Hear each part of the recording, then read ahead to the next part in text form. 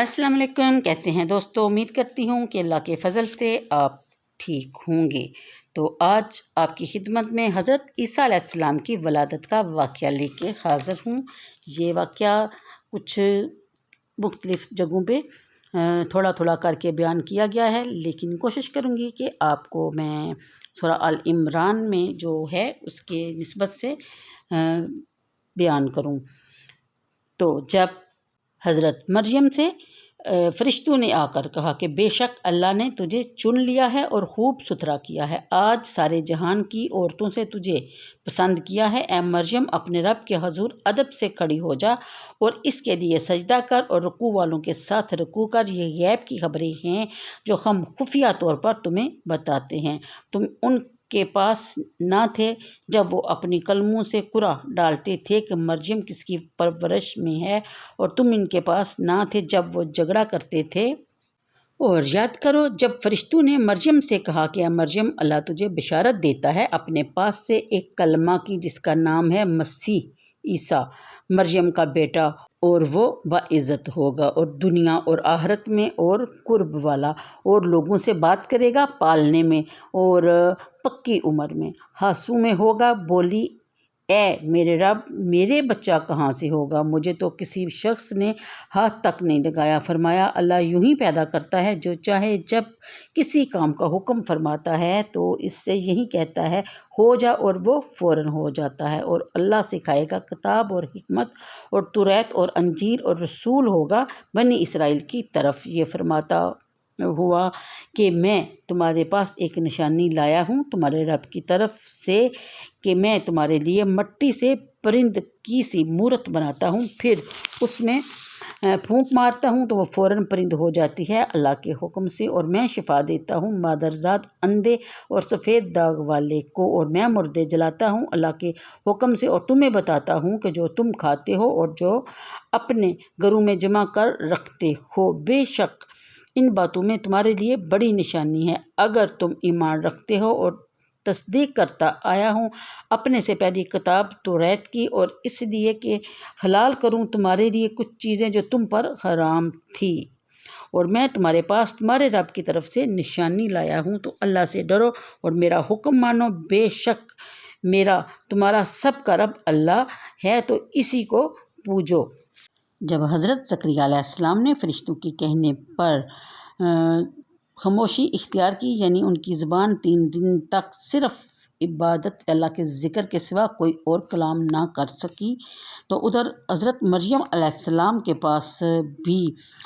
فرشتے آئے اور انہیں کہا کہ اللہ تعالیٰ نے آپ کو چن لیا ہے تمام عورتوں سے، یعنی آپ کو بغیر باپ کے بیٹا دیا جائے گا، اور ان کا نام حضرت عیسیٰ علیہ السلام ہوگا۔ حضرت مریم نے اتنا طویل قیام کیا کہ آپ کے قدم مبارک پر ورم آ گیا اور پاؤں پھٹ کر خون جاری ہو گیا۔ اس آیت سے معلوم ہوا یہاں تک تو ذکر فرمایا گیا سورہ آل عمران میں، آگے مزید ذکر فرمایا گیا سورہ مریم میں، یعنی جب نبی کریم صلی اللہ علیہ وسلم قرآن کریم میں حضرت مریم کا واقعہ پڑھ کر ان کو سنایا جو کہ وفد آیا ہوا تھا، جس کا سورہ آل عمران میں ذکر کیا گیا، یہاں ان کا ذکر ضروری نہیں سمجھا گیا، کیونکہ یہاں صرف حضرت عیسیٰ علیہ السلام کا واقعہ بیان کرنا مقصود ہے کہ اپنے مکان یا بیت المقدس کی شرقی جانب میں لوگوں سے جدا ہو کر عبادت کے لیے خلوت میں بیٹھی، یعنی حضرت مریم،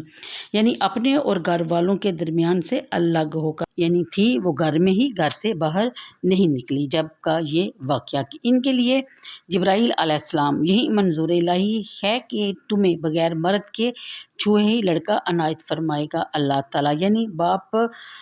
کے بغیر بیٹا ہو، اور اپنی قدرت کے برہان ان کے لیے جو اس کے دین کا اتباع کریں اور اس پر ایمان لائیں، علم الہی میں اب نہ رد ہو سکتا ہے نہ بدل سکتا ہے۔ حضرت مریم کو اطمینان ہو گیا اور ان کی پریشانی جاتی رہی، تو حضرت جبرائیل نے ان کے گریبان میں یا آستین میں یا دامن میں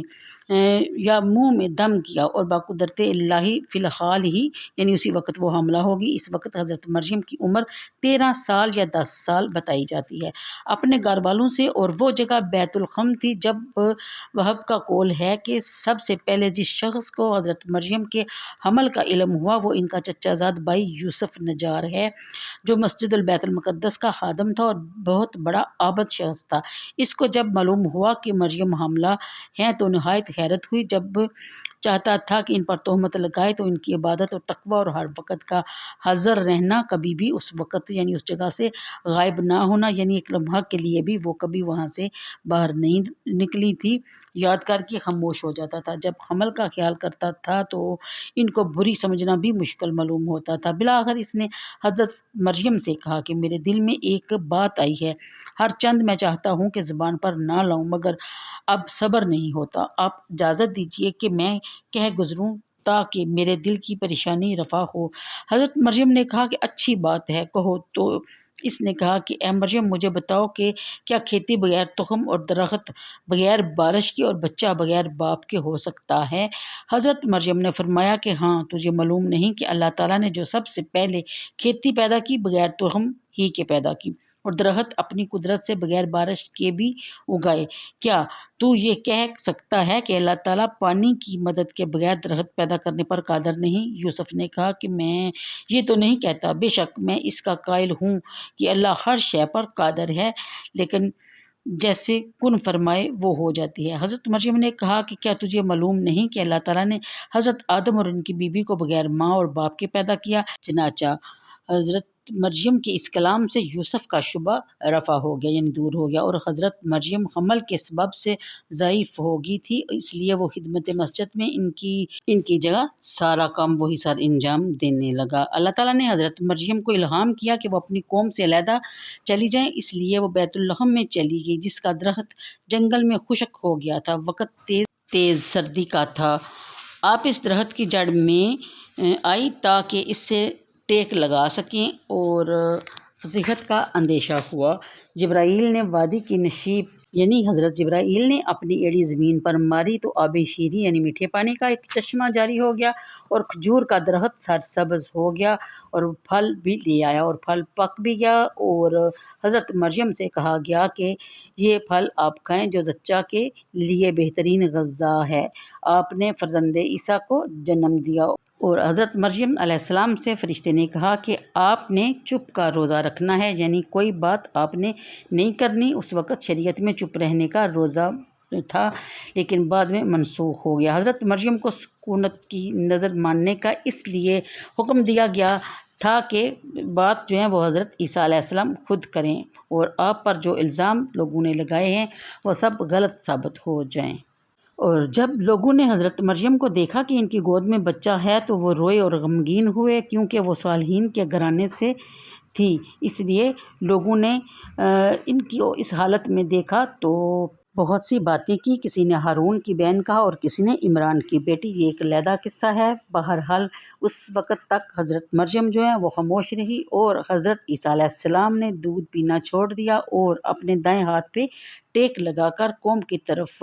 مخاطب ہوئے، اور اپنے دانے دست مبارک سے اشارہ کر کے کلام شروع کیا اور اپنی والدہ کی